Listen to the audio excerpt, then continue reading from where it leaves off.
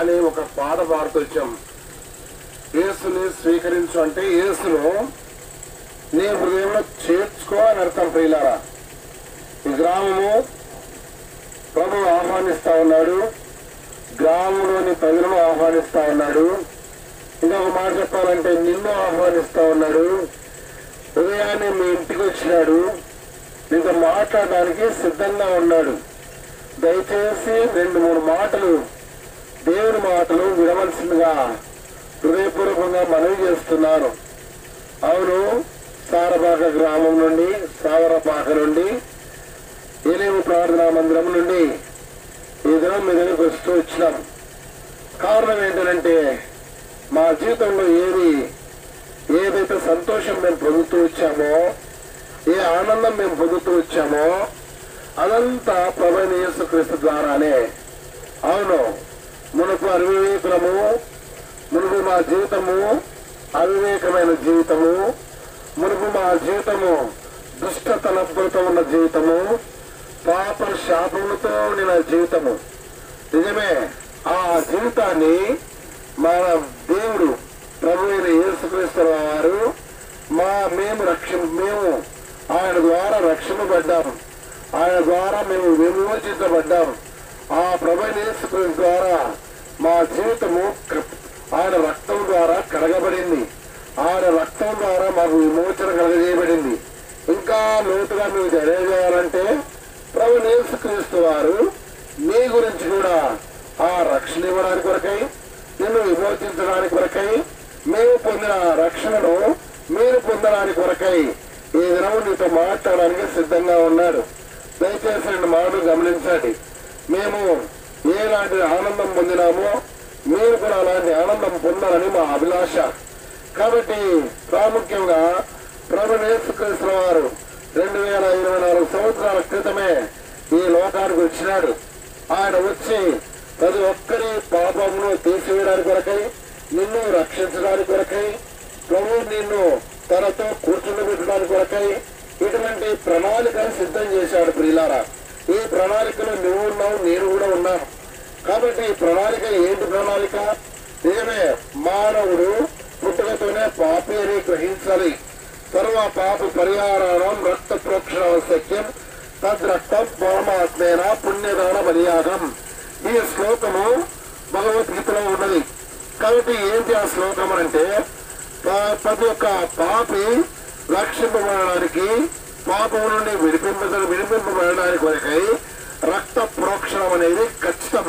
కాబట్టి రక్త ప్రోక్షణం అంటే ఆ రక్తము వారి మీద చిలకరించబడాలి, ఆ రక్తము వారి కొరకు కార్చబడాలి, ఆ రక్తము వారి కొరకు ఒక యజ్ఞం చేయించబడాలి. అదే ప్రభువైన యేసుక్రీస్తు వారు యజ్ఞం గాయించబడ్డాడు. ఆయన సిలువలో ఎక్కాడు, సిలువలో తన ప్రాణం చిందిస్తూ వచ్చాడు. ఆయనలో ఏ కపటం లేదు, ఆయనలో ఏ పాపం లేదు. ఆయన పరమాత్ముడు, పరమ పవిత్రుడు, కారణ జన్ముడు. కాబట్టి అలాంటి పరమాత్ముని వారు పట్టుకుని తీసుకొచ్చారు. అనేకులకు ప్రతిగా ఆయన సిలువ వేయడానికి అనేకులు కూడుకుంటూ వచ్చారు. ఆ సిలువ మీద ఆయనను మోపిస్తూ వచ్చారు. ఆ సిలువ మీద ఆయన బండ పెడుతూ వచ్చారు. ఆ సిలువలో ఆయన కాళ్ళకు చేతులకు చీరలు కొడుతూ వచ్చారు. ఆ తర్వాత ఆ పెద్ద కొండ మీద ఆయనను ఆ యొక్క సిలువ నిలబెడుతూ వచ్చారు. అందరూ చూస్తుండగానే బెల్లం తీసుకుని ఆయన ప్రక్కల పొడుస్తూ వచ్చారు. చూసారా, ఇవన్నీ ఒక్కొక్క దానికి ఒక్కొక్క గుర్తు. ప్రియులారా, ఒక గుర్తు దేనికనంటే కాళ్ళలో చేతులలో చీరలు కొట్టారంటే కారణం ఏంటంటే కాళ్ళతో చేసిన పాపం, చేతులతో చేసిన పాపం నీ జీవితంలో అలాంటి పాపంతో నిండి ఉన్న నిన్ను ప్రభు రక్షించుకోవడానికి కొరకై నువ్వు పొందవలసి. నా ప్రియమైన వాళ్ళారా, ఆలకించారా? శుభవార్త అంటే మరి ఈ శుభవార్త అనేది ఒక ప్రాంతానికి సంబంధించింది కాదు, ఒక మతానికి, ఒక కులానికి, ఒక తెగకి లేక ప్రత్యేకమైనది కాదు.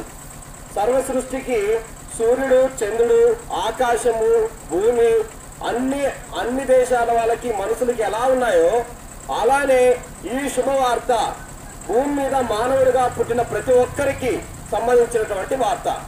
నా ప్రియమైన వాళ్ళారా, పరిశుద్ధమైన బైబిల్ గ్రంథంలో దేవాది దేవుడు ఈ విధంగా చెప్తా ఉన్నాడు, మార్గములో నిలిచి చూడుడి, పురాతన మార్గముల గురించి విచారించుడి, మేలు కలుగు మార్గం ఏది అని అడిగి అందులో నడుచుకునుడి, అప్పుడు మీకు నెమ్మది కలుగును అని చెప్పబడతా ఉంది.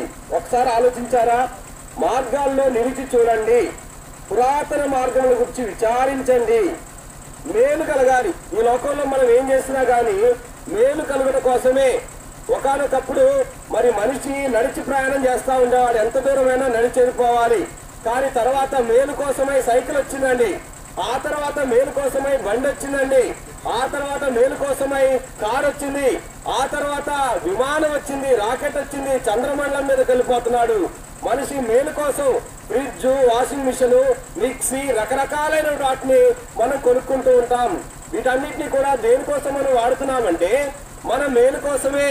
నా ప్రియమైన వారారా, ఆలకించారా? మేలు కోసమని మనం ఏం చేయాలి అంటే దేవుని వాక్యం ఏం చెప్తుందంటే మార్గాల్లో నిలిచి చూడాలంట, పురాతన మార్గం గురించి విచారించాలంట.